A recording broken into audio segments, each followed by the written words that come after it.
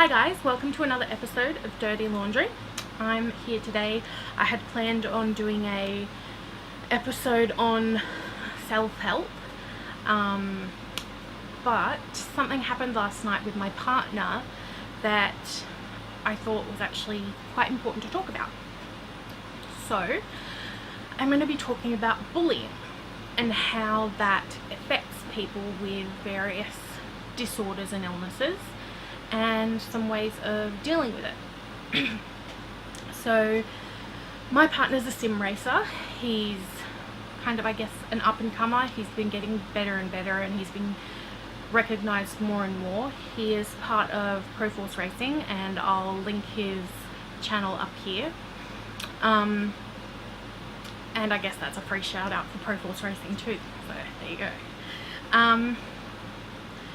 He was doing a race last night, and he's been on holidays for the last 2 weeks, so he's been doing a few races and he's been getting quite good results. He came first. I'm just looking at him because he's right there. He came first in the race previously, and then the race in which he was getting bullied by someone,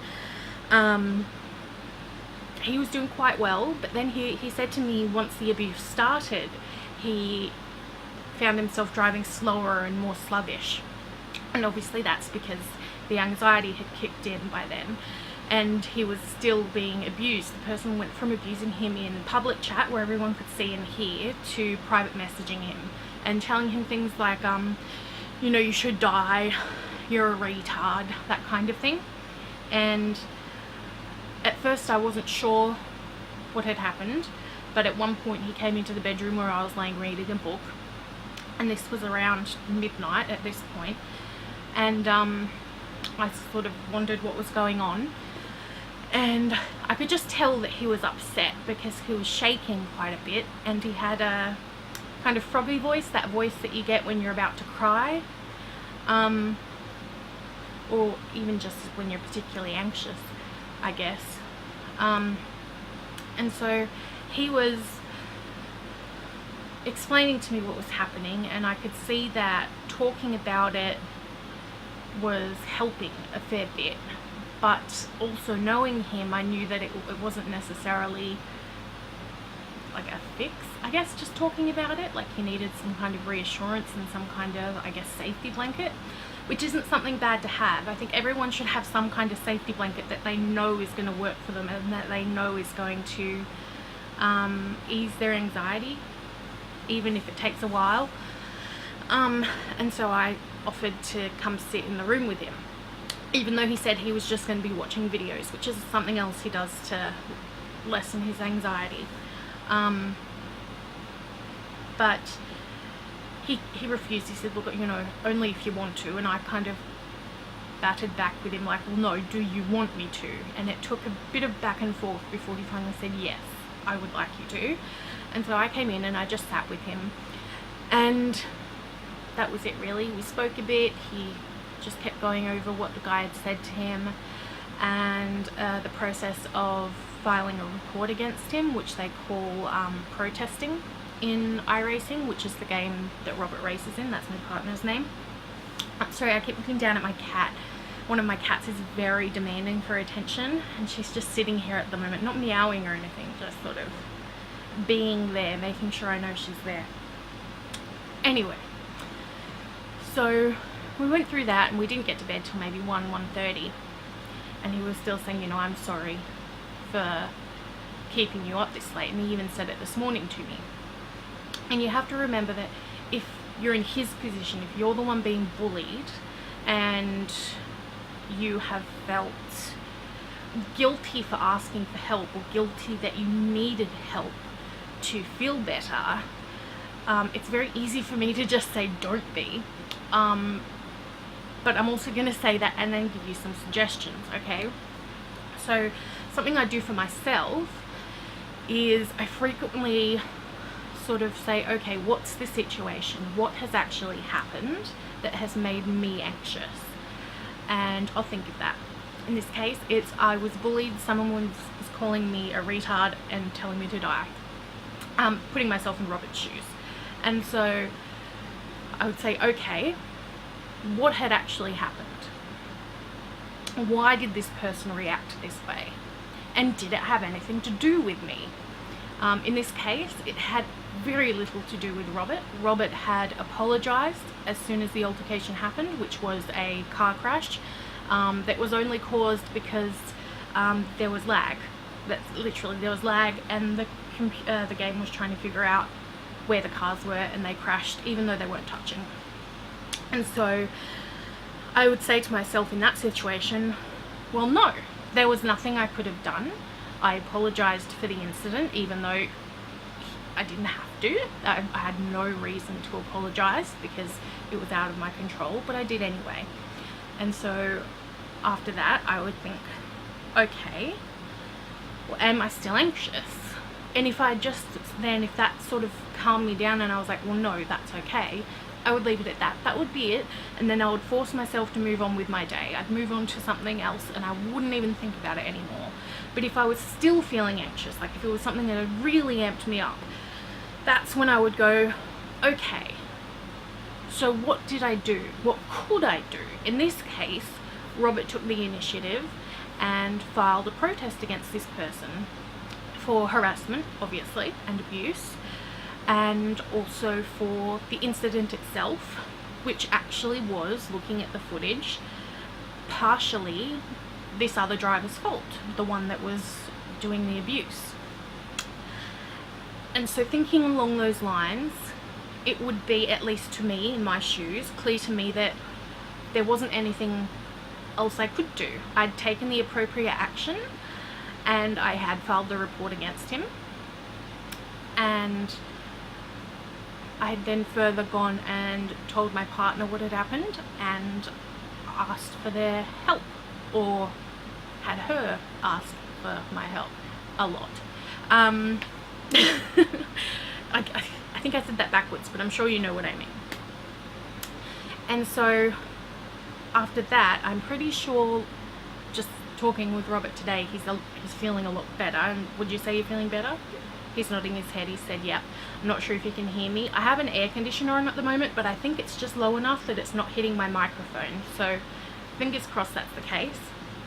And so that would have been it. But let's say you're really, really distressed. Let's say you are someone who has never been to a therapist, a counsellor, or a psychologist. Let's say you've never even gone to see a school counsellor if you're still in high school or primary school. Because younger people go through this as well, and a lot of the time, a lot of these psychological disorders and illnesses, they stem from childhood. You can be born with disorders, or disorders can arise due to your environment and the people that you are near, and it influences us a lot more than people talk about. I apologize if my camera's shaking. Needy Cat is making love to my tripod. She's just scenting it. So what I would then suggest is writing or drawing, something where you're actually being a little bit creative. Even if it's simple as saying on a piece of paper, or if you have a journal, even if it's simple as something as writing,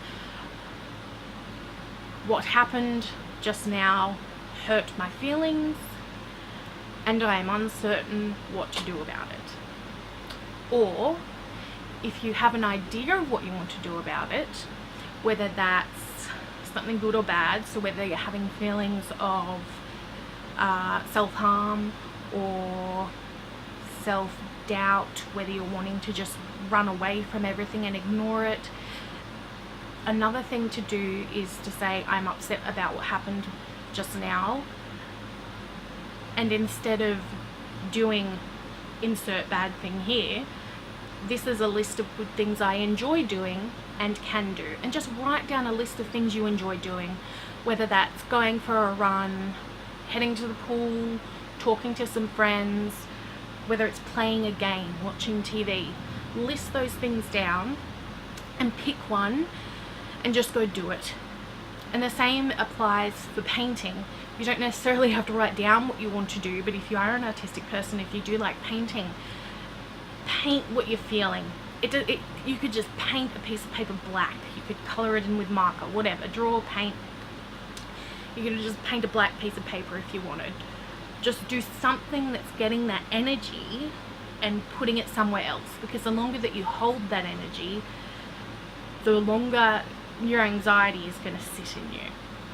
And I know a lot of people might have had experiences with counselors and psychologists and whatnot, and I have as well, that have said the longest you can maintain heightened anxiety is about 20 minutes. And that's right.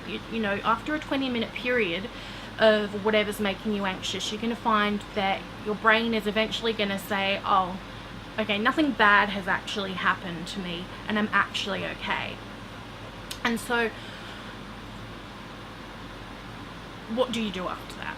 Like, because I know for me, the anxiety never really goes away. I am always anxious all the time, 24/7. From, you know, there have been times I've woken up from sleep and I've been exhausted because I know that whatever dreams I've been having have been anxiety inducing. And so the things that I do in that case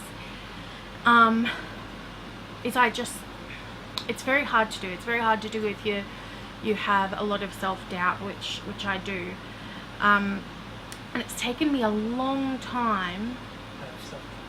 Robert says he has self-doubt too.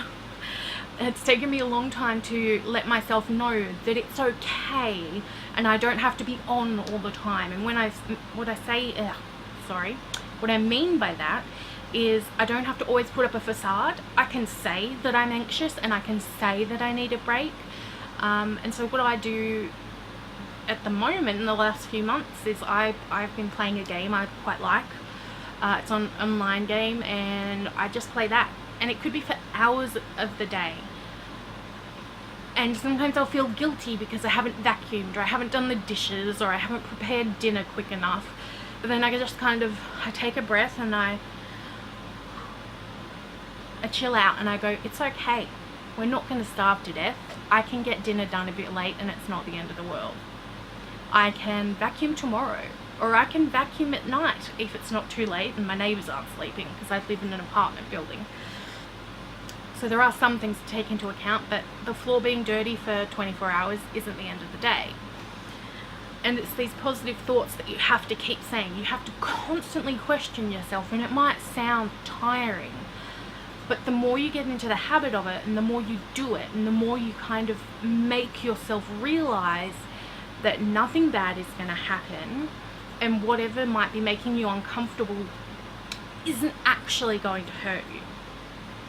Now, in the case of you being in physical danger, this is extreme bullying now, or abuse, whether it be domestic violence or child abuse, or if you're being physically bullied at school.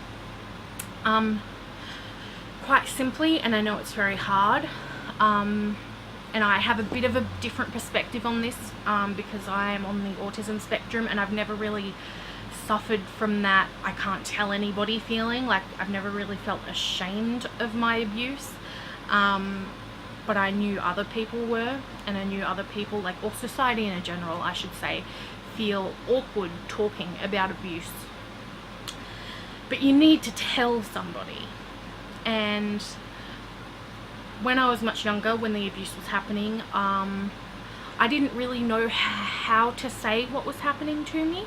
I didn't fully understand what was happening, and so I acted out. I screamed a lot and I threw a lot of tantrums, and I'd constantly tell people I hated the person that was abusing me and that kind of thing.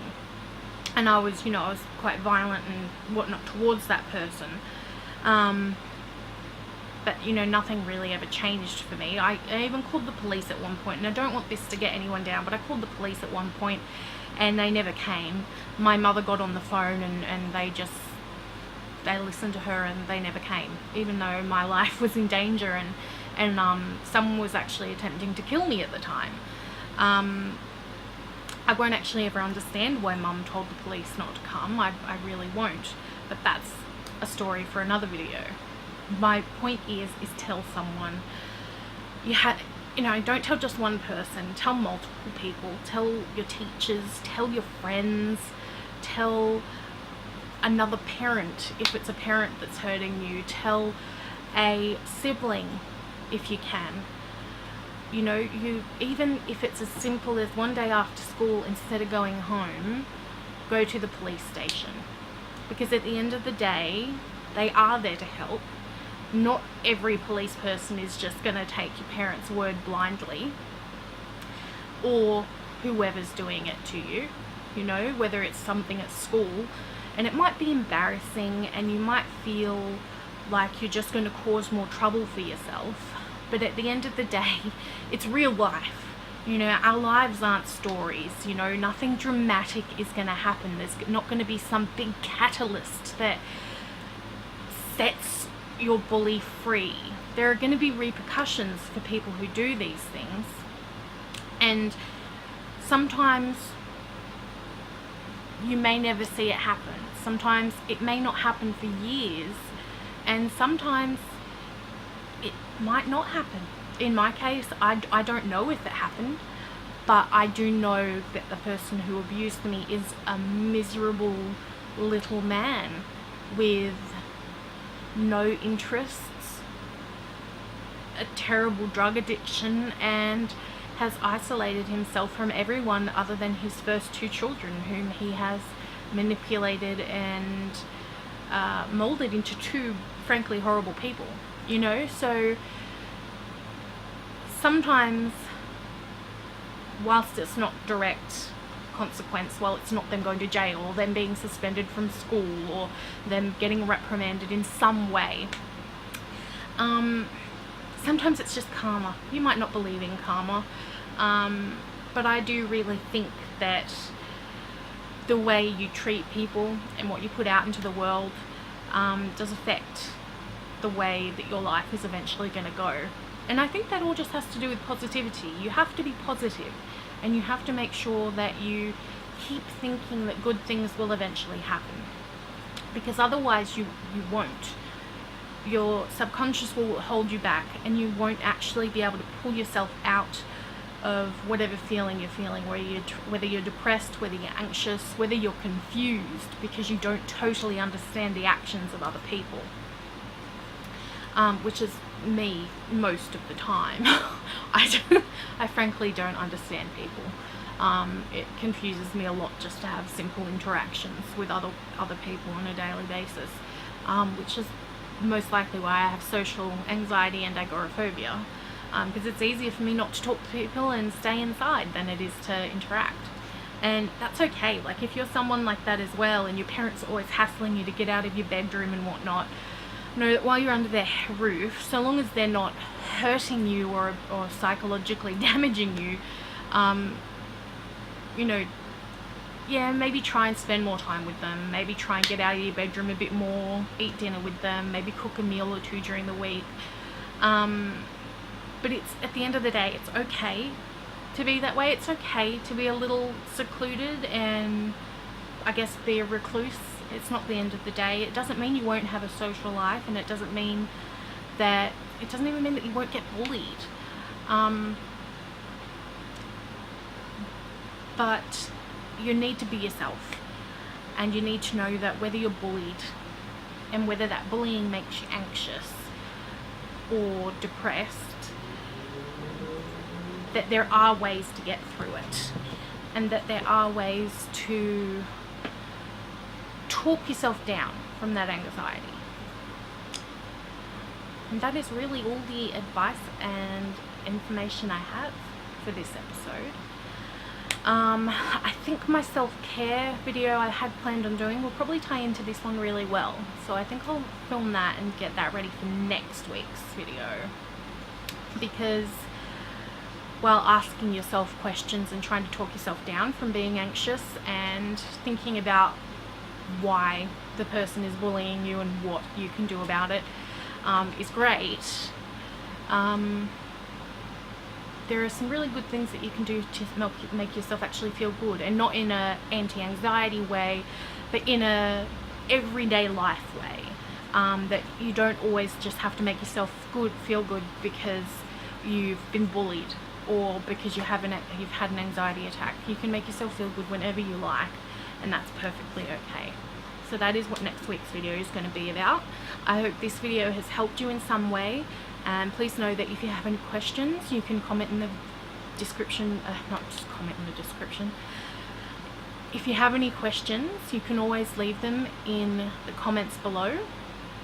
And if you are a bit shy, you can always message me through YouTube or on my website, which is linked at the top of my channel in my banner. And that is it for now. Thanks for watching, guys. Bye.